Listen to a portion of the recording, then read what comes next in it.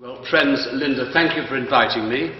I'm very, very pleased to be here, but I have to start by condemning St. Peter's chaplaincy for giving in to Zionist pressure to pull the venue that was booked a long time ago. And what happened? It always happens when I speak. I always have to tell my host, the plug will be pulled, you must have a fallback venue. But this raises a very interesting question. What is it about me and my book that so frightens Zionism to cause it to resort to tactics which subvert what passes for democracy? Now, I hope that in about 25 minutes from now you'll be able to answer that question for yourselves. Now, my prepared text for this evening begins with a question for you all.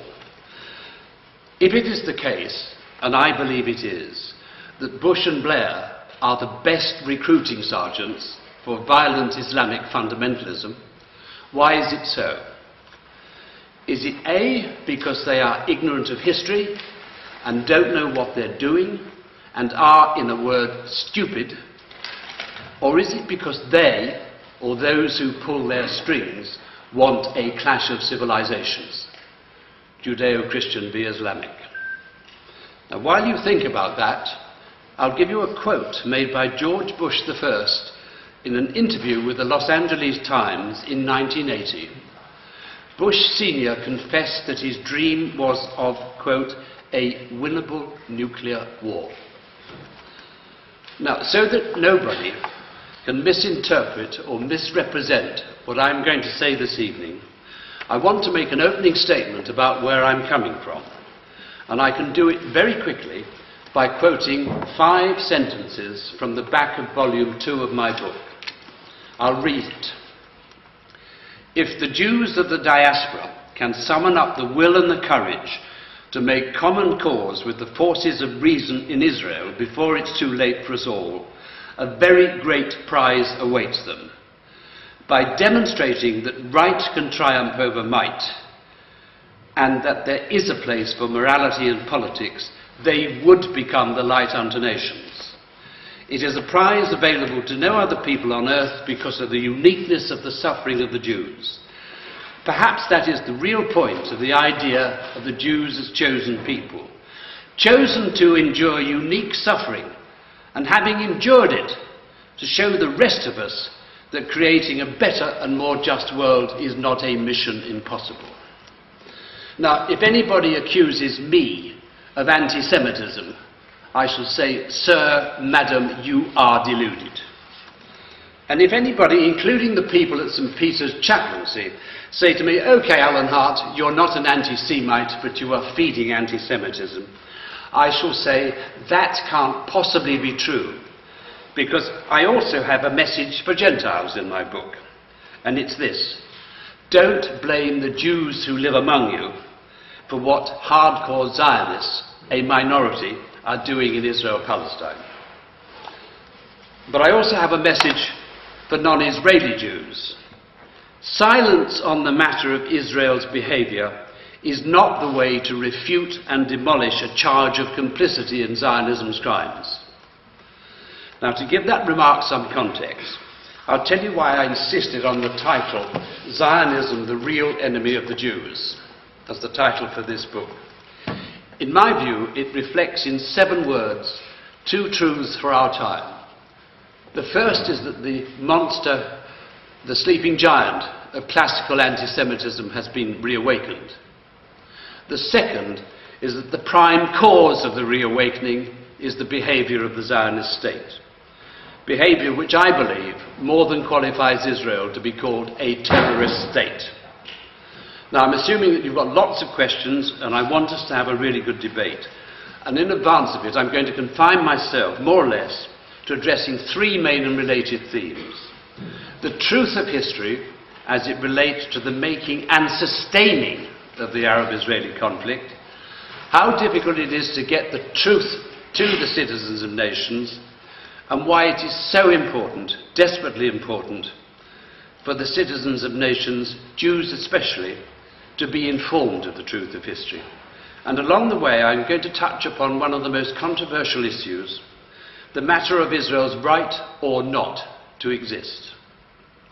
Now, in my analysis, there are two reasons above all others why, since the obscenity of the Nazi Holocaust and Israel's unilateral declaration of independence, informed and honest debate about who must do what and why for justice and peace has not been possible throughout the mainly Gentile Judeo-Christian world, and why, as a consequence of that, a resolution of the Palestine problem, which I describe as the cancer at the heart of international affairs, has remained beyond the reach of politics and diplomacy.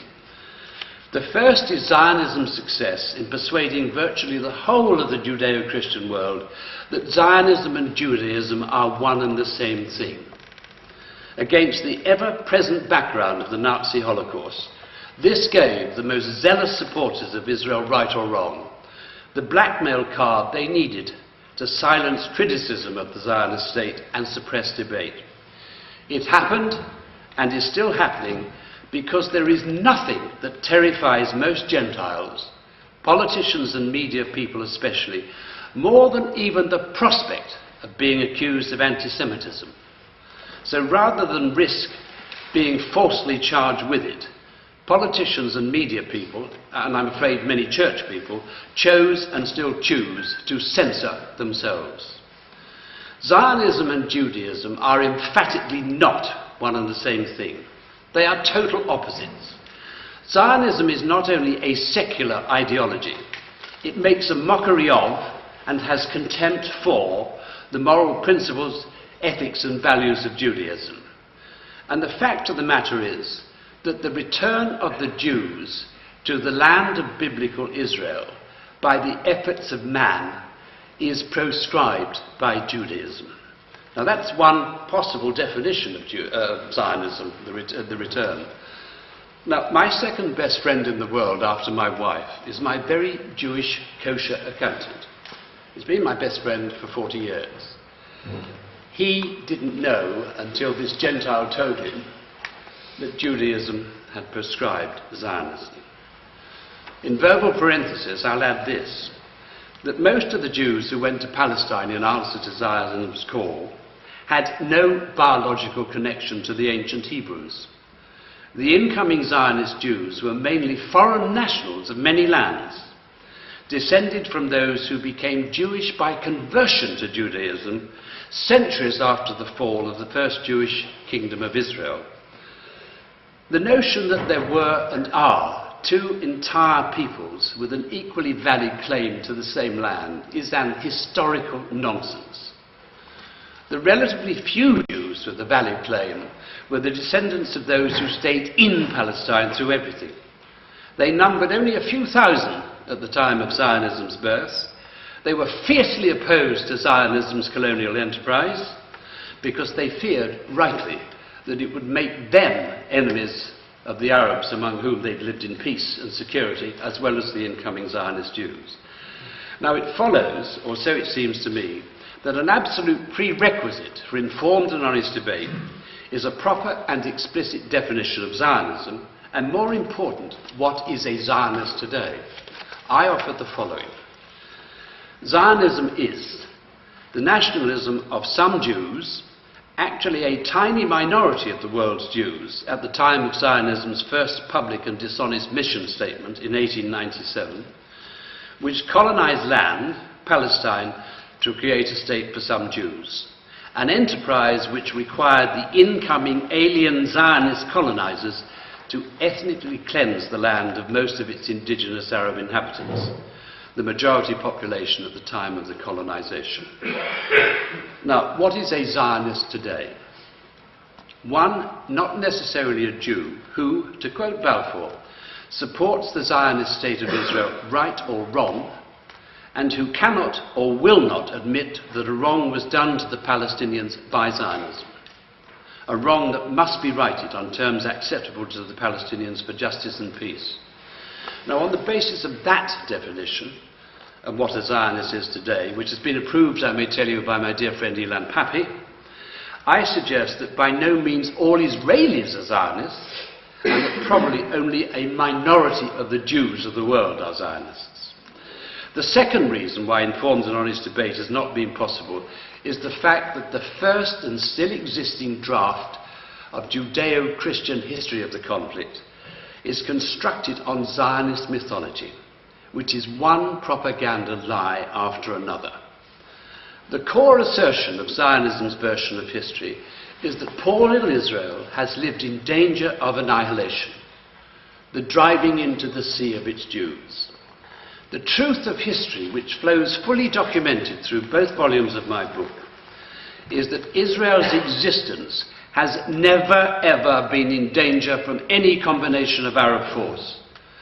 Zionism's assertion to the contrary was the cover which allowed its monster child to get away where it mattered most, in North America and Europe, with having its aggression seen as self-defense. Now take, for example, the 6 Days War, most important war. And as Linda said, I was the first correspondent to the banks of the Suez Canal with the advancing Israelis.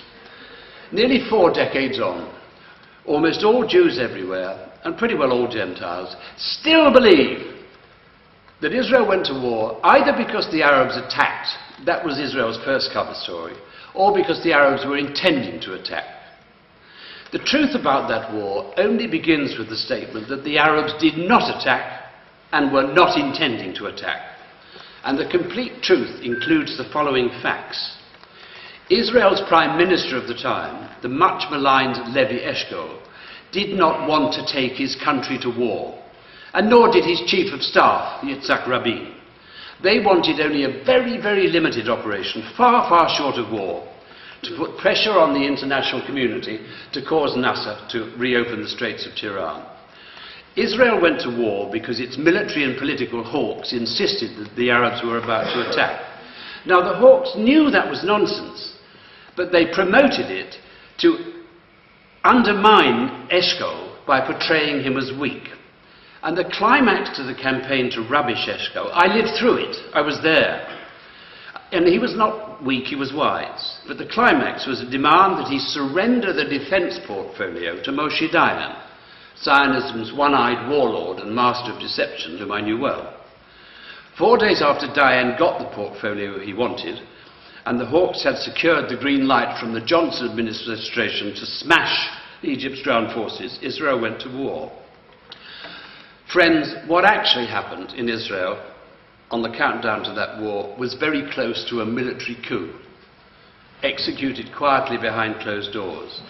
For Israel's hawks, the 67 war was the unfinished business of 1948-49, to create Greater Israel with all of Jerusalem its capital. In reality, Israel's leaders set a trap for Nasser, and for reasons of face, he was daft enough to walk into it. Now, while I was writing the truth about that war, I found myself saying aloud to my readers that there were times when I wanted to cry out with the pain of knowing how much Jews, almost all Jews, had been deceived by Israel's leaders and Zionism's spin doctors everywhere. And today I find myself clinging to this hope. If only enough Jews can be exposed to the truth of history, about the 1967 war in particular, they will end their silence and play their necessary part in calling and holding Zionism to account. I want now to offer you just a little insight from my own experience of how difficult it is to get the truth of history to the citizens of nations.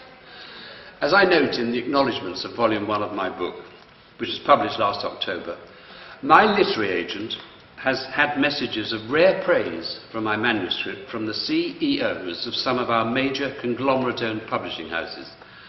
One described my work as, quote, awesome, driven by passion, commitment and profound learning. That letter added, there is no question it deserves to be published. But out of fear of offending Zionism, no publisher, major or minor, would take my book on. I was not supposed to be able to get access to the retail trade. I did, but to sell well through the retail trade, books need publicity. Yep, makes sense. The prime provider of it for the general reading public is the media, but not in the case of this book. Not one newspaper, not one magazine, not one radio or TV program was prepared to give my book any consideration. over the weeks prior to the publication, not one literary editor, not one programme producer had the courtesy even to acknowledge my letters with enclosures. This is from a man who was one of their famous sons in their own media history. In the letters I wrote them, I explained why my book was a major contribution to the understanding needed for justice and peace, and I offered them review copies of both volumes. They simply didn't want to know. The media's complicity in the suppression of the truth of history and its betrayal of democracy proved to be rock solid. There's a big question arising, and it's this. Why really is the media frightened of coming to grips with the truth of history? Is there more to it than the fear of being accused of anti-Semitism? Answer, yes, much more. A truth is that editors and other management executives fear that if they offended Zionism too much, they would be punished by the withdrawal of advertising, which in terms of lost revenue would be catastrophic for most, if not all, newspapers. But I think the main motivation for the complicity of publishers and editors and politicians in the suppression of the truth of history is this: their unspeakable belief that if the truth about the nature and behaviour of the Zionist state of Israel was known, it could provoke Holocaust too. Shorthand for another great turning against Jews. Now, I am driven by a totally opposite belief. It is that the only way to stop the monster of anti-Semitism going on the rampage again, in the foreseeable future, if Zionism continues to have its way, is by telling the truth of history. To show, among other things, why it is wrong to blame all Jews for what a minority have done and are doing in the name of Zionism and Nazi-like in Palestine that became Israel. I have not too much doubt that publishers, editors and politicians are complicit in the suppression of truth of history and honestly believe that they are serving the best interests of Jews as well as their own short-term commercial interests. But in the preface to volume 2 of my book, I tell them all the following. You are wrong, dangerously wrong, by refusing to come to grips with the truth of history, and in particular the difference between Zionism and Judaism, and why it is perfectly possible to be passionately anti-Zionist without being anti-Semitic. You are helping to set up all Jews to be blamed for the crimes of the relative few. And that brings me to why I think it is so important, desperately important, for citizens of nations to be informed of the truth of history. The political reality of our time, I think, can be summarized as follows. Our governments, the one in Washington, D.C. especially, are never, ever going to use what leverage they have to call and hold Zionism to account unless and until they are pushed by informed public opinion. That's the political reality. The problem throughout the mainly Gentile, the Gentile Western world is that the citizens, generally speaking, because they've been conditioned by the media to accept a version of history which is not true, are simply too uninformed to do the pushing. And that's why I devoted more than 5 years of my life to researching and writing Zionism, the Real Enemy of the Jews. It's a complete rewriting of the history of the conflict, replacing Zionist mythology with the documented facts and truth of history. And I've given it global context to show how all the pieces of a most complicated jigsaw puzzle fit together. My purpose is to empower citizens of nations to become engaged in informed and honest debate, to do the pushing to make democracy work for justice and peace before it's too late for us all. And to those who might question the value of citizens being better informed, I'll say this. It's my view, you can tell me if I'm naive, that if the mass of the ordinary decent peoples of the Western nations had been properly informed of the cause and effect relationship of Israeli occupation and Palestinian violence, there might well have been pressure on governments to end occupation a long time ago. I'm going to skip for the moment the bit on Israel's right to exist, and I'm going to come down to a question that I would pose to Bush and Blair and all others who are demanding that Hamas recognise Israel. I would ask them, which Israel is to be recognised? Israel inside its borders as they were on the eve of the 1967 war, and thus in accordance with Security Council Resolution 242, or the greater Israel of today, which on a daily basis is expanding its settlements on the occupied West Bank. There is no mystery, my friends, about what Hamas's real position is. If tomorrow Israel said and meant that it was ready to negotiate a full and final peace on the basis of a genuine two-state solution, one that would see Israel back to its 67 borders with Jerusalem an open city and the capital of two states, Hamas would say, let's do the business. And Hamas's leaders would say this and mean it because they would have no choice. Because they know a genuine two-state solution is still what the vast majority of Palestinians are prepared to settle for. But they are never, ever going to get it. The truth is, the truth of the present, is that the two-state solution is already dead, if not yet buried. Killed by the settlement facts Israel has created and is still creating on the West Bank. In defiance of UN resolutions, in defiance of international law, and even in defiance of the express wish of the Bush administration. At least on the matter of illegal settlement activity, it is the Israeli tail that wags the American dog. Now, to give you some real insight into why no Israeli leadership could now deliver a two-state solution, even if it wanted to, I'm going to tell you a very important and most revealing short story from volume 2 of my book. At the end of 1979, I found myself sucked into the secret diplomacy of conflict resolution at leadership level. President Carter had always known that there could not be an endgame peace process without the involvement of the PLO. At the end of 1979, he was in receipt of a secret letter Arafat had sent to the Security Council. In it, Arafat pledged that he was ready to do business on the basis of 242, which meant that the PLO was prepared to recognize and legitimize Israel inside its pre-67 borders.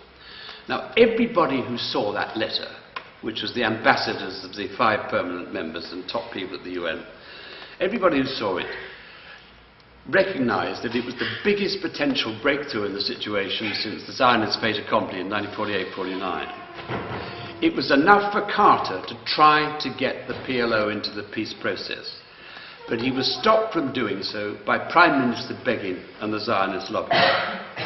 The view thereafter in the Carter White House and on the top of the United Nations headquarters was that institutional diplomacy could not solve the Palestine problem because of the inability of any American president to overcome Zionism's veto.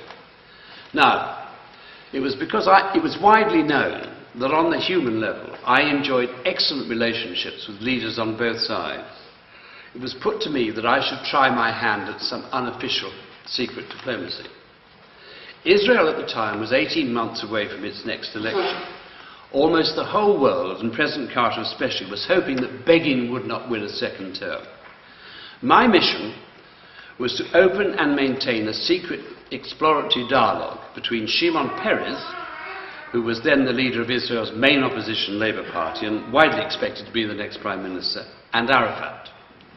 The idea was, endorsed by Carter, the UN Secretary General and others, was that if I could get the two of them into private exploratory dialogue initially through me, we could prepare the ground for a breakthrough for when Peres became Prime Minister.